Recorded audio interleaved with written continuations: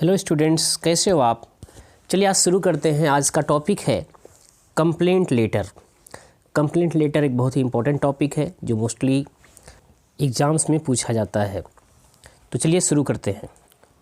Complaint letter को हिंदी में शिकायती पत्र भी कहते हैं। तो चलिए देखते हैं कंप्लेंट लेटर होता क्या है।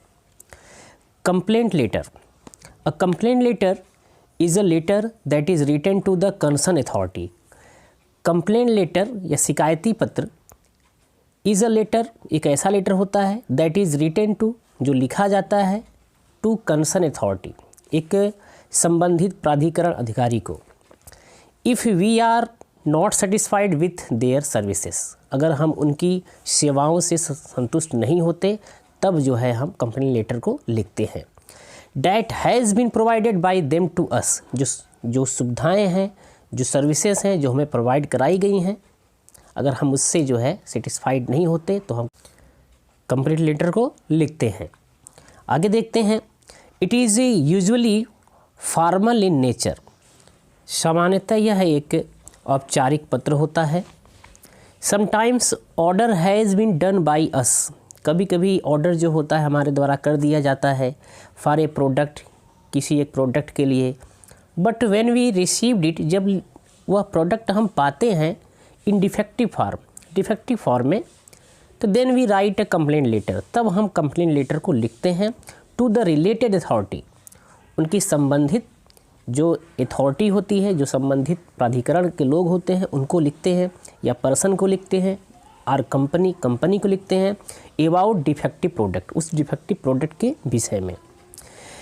It is a fundamental right and duty of A citizen, यह एक फंडामेंटल राइट है या एक ड्यूटी है एक सिटीज़न की, to seek justice arising out of any injustice, न्याय की तलाश करने के लिए तथा अन्याय पर बाहर निकलने के लिए। And the first step toward it is, इसका पहला जो स्टेप होता है फिलिंग अ कंप्लेंट, एक शिकायत पत्र को देना। It inspires other troubled consumers, influences the concern authority to take proper action. It inspires, ये प्रेरित करता है अदर ट्रबल्ड कंज्यूमर्स को, दूसरे जो परेशान हुए कंज्यूमर्स होते हैं उनको इंस्पायर करता है। इन्फ्लुएंसेस द कंसर्न अथॉरिटी, जो कंसर्न अथॉरिटी होती है उसको प्रभावित करता है, टू टेक प्रॉपर एक्शन को लेने के लिए।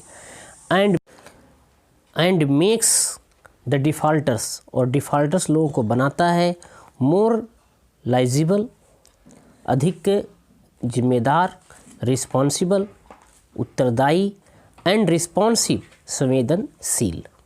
चलिए देखते हैं फॉर्मेट ऑफ कंप्लेंट लेटर। सबसे पहले देखिए कंप्लेंट लेटर लिखने के जो नियम होते हैं, और नियम होते हैं वह फॉर्मेट ऑफ कंप्लेंट लेटर के रूप में होते हैं। तो चलिए देखते हैं। सबसे पहले लिखते हैं सेंडर एड्रेस। सेंडर एड्रेस जो आपके क्वेश्चन पेपर में दिया रहता है, आपको फाइंड आउट करना है, फिर आपको सेंडर एड्रेस लिखना है। तो सेंडर एड्रेस में जो है आप 2 लाइन में लिख सकते हैं या 3 लाइन में भी लिख सकते हैं। उसके बाद एक लाइन आप लीव कर देते हैं, लीव 1 लाइन, फिर उसके नीचे डेट लिखते हैं, जो एग्ज़ाम की डेट होती है या जिस दिन आप कंप्लेंट करना चाह रहे हैं, जिस दिन आप पत्र लिख रहे होते हैं उस दिन की डेट लिखते हैं, फिर लीव 1 लाइन, फिर एक लाइन छोड़ देते हैं, फिर जो है रिसीवर एड्रेस लिखते हैं 2 लाइन में, जो भी अथॉरिटी होती है वो उसका एड्रेस लिखते हैं। इसके बाद जो है सब्जेक्ट लिखते हैं। सब्जेक्ट में जो है mention the reason for the complaint, जो भी रीज़न होता है कंप्लेंट करने का उसको वहाँ पर मेंशन करते हैं। फिर लीव 1 लाइन, एक लाइन छोड़ देते हैं, और फिर जो है सैल्यूटेशन लिखते हैं। सैल्यूटेशन में जो है आप डियर सर लिख सकते हैं, डियर मैम लिख सकते हैं, रिस्पेक्टेड सर लिख सकते हैं, रिस्पेक्टेड मैम लिख सकते हैं। उसके बाद आता है आपका बॉडी ऑफ द लेटर, कि क्या हमें लेटर में लिखना है। तो उसमें भी जो है 3 पार्ट होते हैं। एक होता है इंट्रोडक्शन, एक होता है main reason to write the letter, और तीसरा होता है कंक्लूजन। तो सबसे पहले इंट्रोडक्शन में जो है हम शुरू करते हैं, लिखते हैं I would like to inform you that, हम ऐसे भी लिख सकते हैं I would like to bring your kind attention that. ठीक है, आप जो है 2 लाइन या 3 लाइन जो है अपना इंट्रोडक्शन देते हैं। इसके बाद जो फिर पैरा छोड़ देते हैं, फिर नेक्स्ट पैरा से लिखते हैं main reason to write the letter. तो उसमें जो है अपने कंप्लेंट लेटर में लिखते हैं कि क्या रीज़न है, किसके कारण आप वह लेटर लिख रहे हैं, 2 या 3-4 लाइन जो भी होता है आप उसको लिखते हैं। इसके बाद जो है आप जो है कंक्लूजन लिखते हैं। अब कंक्लूजन में आप लिखते हैं नेक्स्ट पैरा से, और स्टार्ट आई से शुरू होता है। I therefore request you to ... हमने दिया है, तो आप 2 या 3 लाइन लिखेंगे। इसके बाद जो है क्लोजिंग ऑफ द लेटर करेंगे। तो क्लोजिंग ऑफ द लेटर जो करेंगे आप उससे करेंगे योर्स सिंसियरली से या योर्स फेथफुली से। उसके बाद जो है गिवन नेम जो आपका है वह लिखिए, या आपका जो नेम है वह लिखिए, ठीक है। इसके बाद अपना डिजिग्नेशन भी आप लिख सकते हैं कि आपका डिजिग्नेशन क्या है। ओके, आगे देखते हैं। वीडियो को लाइक ज़रूर करें, जिससे हमारा मोटिवेशन बढ़ता है। तो देखते हैं, सिंपल एक क्वेश्चन लिया है हमने और आपको समझाने की कोशिश करेंगे इससे। क्वेश्चन है, यू आर रमेश आर रिया, आप रमेश हो या आप रिया हो, रेसिडेंट ऑफ 450 सेक्टर 20 चंडीगढ़। आप 450 सेक्टर 20 चंडीगढ़ के निवासी हो। You have recently purchase a digital camera, आपने जल्द में ही जो है एक डिजिटल कैमरा खरीदा है फ्रॉम ए रिटेल स्टोर, एक रिटेल स्टोर से। व्हेन यू रिटर्न होम, जब आप घर पर लौटे, you found that it did not work, आपने पाया कि यह काम नहीं कर रहा था।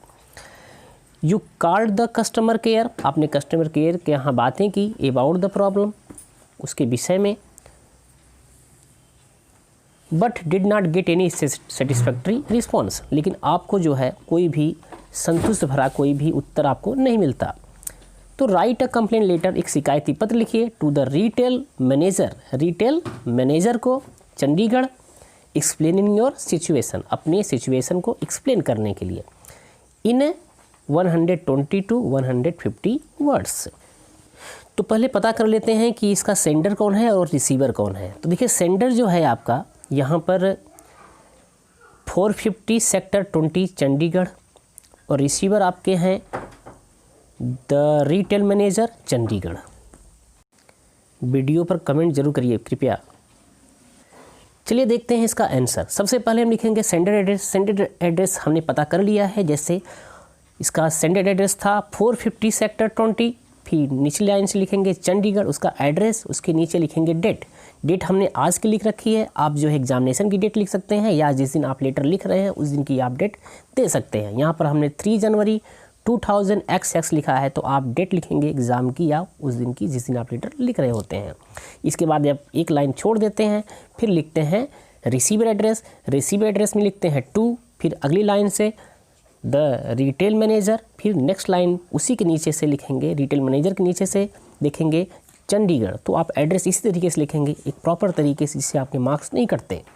फिर एक लाइन लीव कर देते हैं, फिर लिखते हैं आप सब्जेक्ट।